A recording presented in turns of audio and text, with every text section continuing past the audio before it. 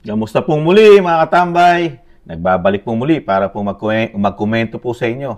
Si Katambay Manong po, si Kamanong po. Ito po, umpisahan po natin mga katambay, nakakalungkot po. At nalalasap na po natin yung programa po ng Bagong Pilipinas, lalo po yung flood control. Ngayon po, tayo po ang dumadanas ng napakagandang proyekto po ng Bagong Pilipinas. Yung ipinagmalaki po na 5,500. Lasap na lasap po ng taong bayan yung isang damukal na bilyong-bilyon at kasama pa ang ating mga inutang na dito po sa mga proyekto sa ating bansa na sila po ang umahawak ng napakalaking pera na bilyon-bilyon, trilyon. Pero sa kabila nun, mga Pilipino ang nagdudusa lalo po rito sa sinasabing pagbaha. Ito po, meron po tayong bagyo, ang tinatawag na Enteng, mga katambay. At komentuhan po natin ang nangyayari po at nakakaawa po at nakakalungkot sa ating mga kababayan, mga katambay. Komentuhan po natin itong balita ng ABS-CBN. Tuloy-tuloy po ang buhos ng malakas na ulan dito sa Marilao, Bulacan. Dito po sa Barangay Tabing Ilog ay mataas na ang level ng tubig baha, partikular sa area ng Arcega, ganoon din sa Sampalucan at sa ilalim ng tulay, at mahihirapan na po ang mga light vehicles na makadaan dito sa level ng tubig nito. Dahil sa masamang panahon ay sinuspindi na rin ni Governor Daniel Fernando ang pasok sa lahat ng antas sa mga klase dito sa lalawigan, ganoon din sa mga pampublikong opisina.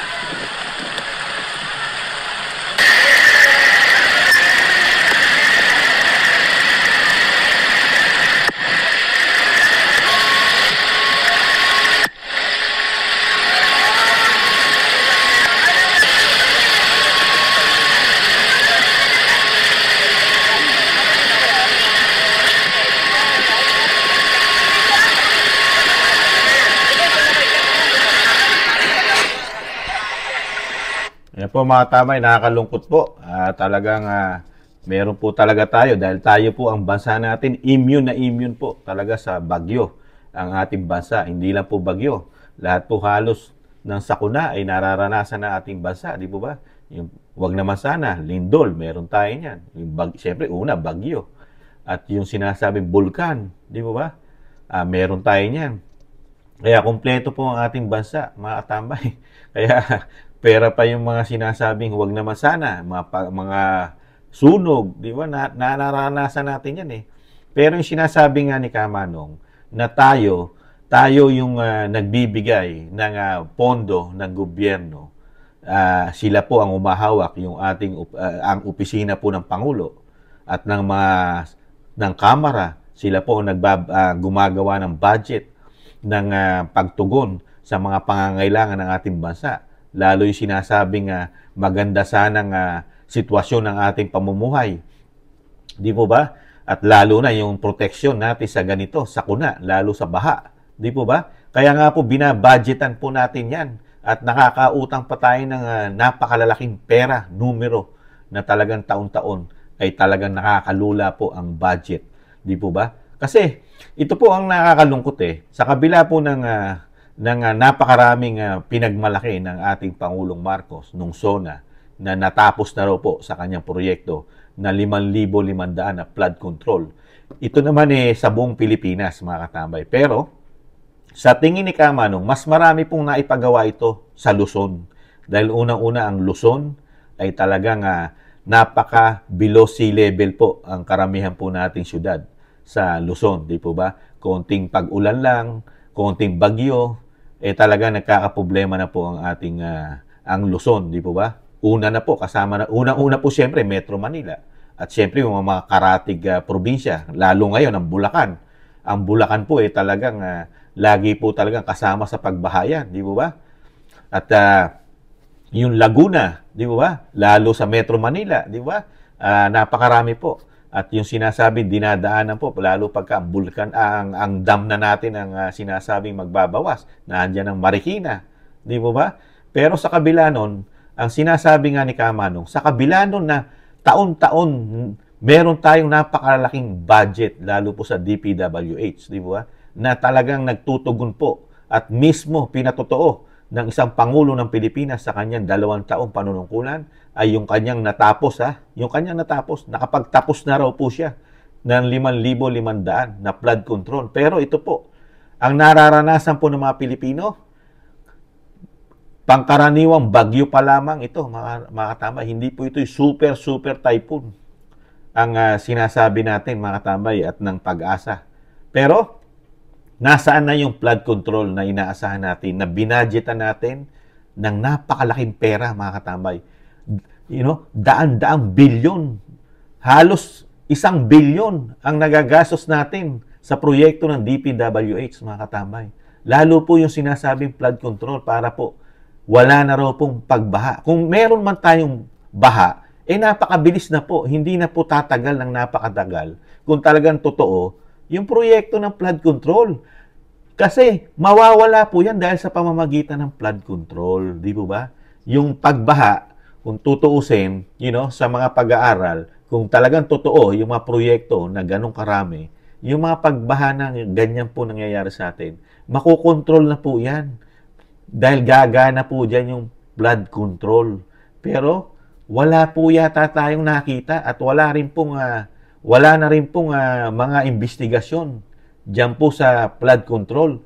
At nasayang po yata, nasayang lang isang damukal na pera na nilagay natin sa flood control. At ngayon, di po ba? Buo na naman po ang budget nila, mga tambay. Nakagawa na naman po ang budget ng DPWH at naipasa na po sa Kamara. Ang lumolobo na naman po dahil meron na raw po silang master plan na naman. Nakagawa po ng master plan para po sa flood control na tumataginting po hindi bababa sa 800 billion. Sa loob lang na isang taon yun. Mga tambay, ang DPWH, mahigit 800 kung hindi nagkakamali si Kamanong ang pondo ng DPWH. Kasama na ang flood control at syempre yung mga ibang proyekto pa po ng DPWH. Pero napakalaking pondo po ang ginugugol po ng Kamara. Ng DPWH, mga katambay, ng DPWH sa flood control. Dahil ito yung number 1 problema sa Luzon, lalo sa Metro Manila at karatig lugar katulad ng Bulacan, mga katambay.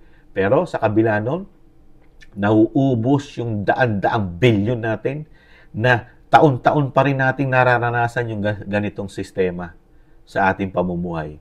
Konting pag-ulan, konting bagyo, ganito po ang dinadanas natin. Ang tanong ni Kamanong, saan napupunta yung bilyong-bilyong pera na wala rin solusyon? Nauubos at nakakautang ang bansa ng isang damukal na pera, limpak-limpak na pera, na ganito pa rin ang dinadanas ng ating bansa. Napakatagal na pong sinusolusyonan yan at napakarami na rin pong pera ang nauubos dyan at ginagastos. Hindi po basta-basta pera po, mga katambay. Bilyon-bilyon. Kung kukwentahin mo, baka trilyon-trilyon na po sa dami na po nagdaan. Sa dami na nagdaan ng presidente sa ating bansa, na yan ang problema at laging binabudgetan po ang sinasabing pagbaha o flood control. Napakahirap po para po sa isang Pilipino na kung iisipin natin at kukumputin natin ang pera na nalulustay po dito pa lang sa flood control, talagang mayaman na po ang ating bansa. Mayaman na po.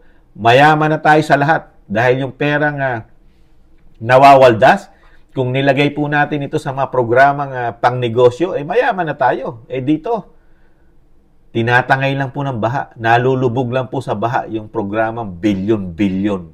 Isang damukal na bilyon ang programa, pero nilulubog lang po ng baha yung ating bilyones, mga katambay. Nakakalungkot po. Pero ang Pangulo natin, wala na pong umi-issue dyan. Wala na rin media. Ang sabi lang po ng ating Pangulo, doon po sa mga ibang interview niya, tututukan naman daw po ng Pangulo lalo po itong bagyong si Enteng.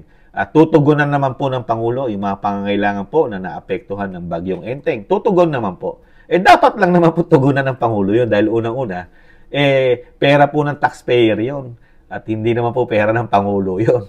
Di ba? Ang Pangulo ay trabahante lang po ng sambayanang Pilipino. Trabahante po ng taong bayan ng Pangulo.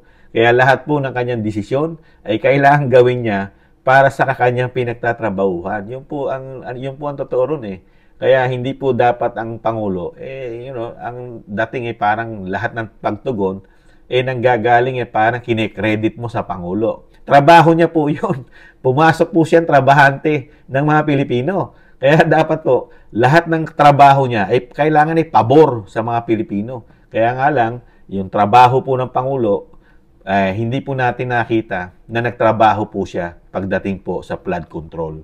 Hindi po naging tama ang trabaho niya sa mga Pilipino dahil hanggang ngayon, sa dami na sinasabing pinagmalaki niya sa SONA, yung flood control na tinrabaho niya sa loob lang halos ng 2 taon, tinrabaho niya at pinagmalaki yung flood control. Pero sa kabila nun, gumastos niya ng limpak-limpak, daan-daang bilyon. Daan-daang bilyon ang ginastos. Yung trabaho ng Pangulo kasama ang DPWH, wala tayong napala. Nada. Kaya kung bibigyan mo ng rating ang DPWH kasama ang Presidente, ano ang rating na maibibigay nyo, mga katambay? Kayo natatanungin ko, anong grado ang mabibigay nyo sa ating Pangulo kasama ang DPWH? Sa nararanasan natin ganito, konting pag-ulan, bagyo, isang damukal na tubig ang binibigay sa atin, mga katambay. Tapos, meron naman silang bagong pondo na daan-daang milyon na naman para sa flood control, mga katambay. Nakakalungkot. Kaya, puro pagtitiis na lang tayo sa kabila ng binibigay natin lahat ang budget, pera ng pangangailangan ng nagtatrabaho sa atin sa pangunguna ng Pangulo at ng DPWH. Pero ito lang yung sinusukli sa atin ng ating trabahante sa pangunguna ng Pangulo at ng Sekretary ng DPWH. Ito lang, ganitong trabaho lang. Sa kabila ng isang damukal na kayamanan at pera sa lapi, ito lang ang napala ni Juan de la Cruz na trabahong binigay sa atin. Nasaan na kaya yung bilyon-bilyon, mga katambay? Nagtatanong lang po si Kamanong. Muli po, si Katambay Manong, ingatan na po, mga katambay. Mag-ingat po kayo doon po sa naapektuhan po ng bagyong Enteng. Mag-ingat po, mga katambay. At huwag pong mawala ng pag-asa. At darating po, may darating pong tamang leader sa ating bansa. Huwag po tayong mainit. Muli po, maraming salamat po sa gusto po ng ating maliit na channel, Tambayang Makabayan. Komento po na inyong lingkod. At syempre po, sa mga nagla-like, share, and subscribe, and sa mga nagko-comment, maraming salamat po. Ingatan nawa, mga katambay. Sa muli. Bye-bye. Paalam.